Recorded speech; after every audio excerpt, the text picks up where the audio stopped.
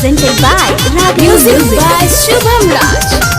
तुहार कोइल करनिया चिन्हाताते हो, उठा लाली के दाग हो बुझाताते हो। तुहार कोइल करनिया चिन्हाताते हो, उठा लाली के दाग हो बुझाताते हो।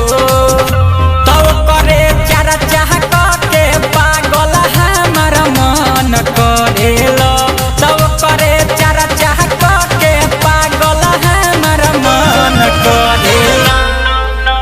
हमारा के छोड़िए राजा जी सवतिनिए पसंद करेलो, हमारा के छोड़िए राजा जी सवतिनिए पसंद करेलो।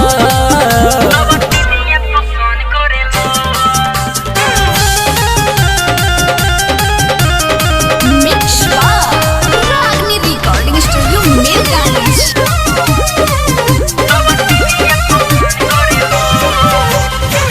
घर में बैठाई देलो गवना करा के, महारता रमह जाए राजा दूसरा संग जाके।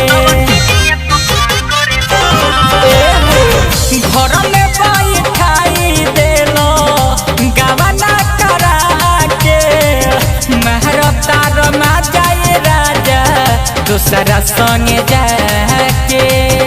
तो कवना कारण बोलो हमारा के गोजन करेलो, तो कवना कारण बोलो हमारा के गोजन करेलो।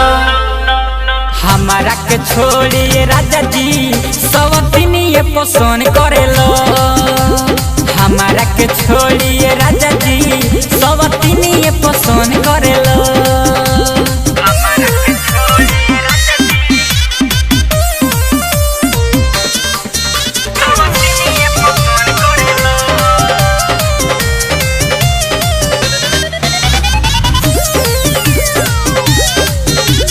Music by Shubham Raj।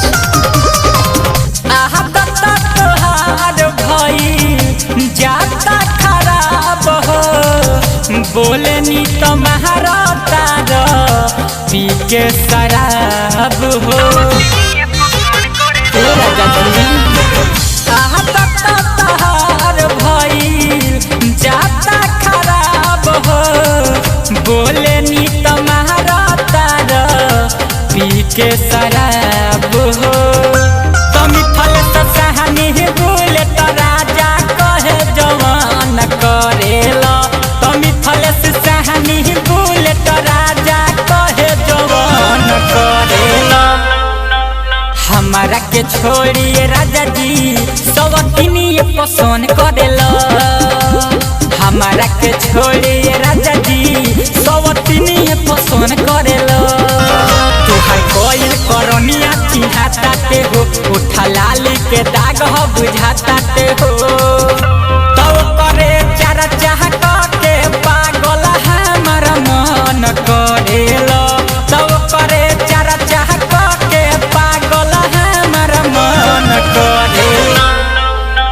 हमारा के छोड़िए राजा जी सवतिनिए पसंद करेलो, हमारा के छोड़िए राजा जी सवतिनिए पसंद करेलो। Presented by Ragni Music।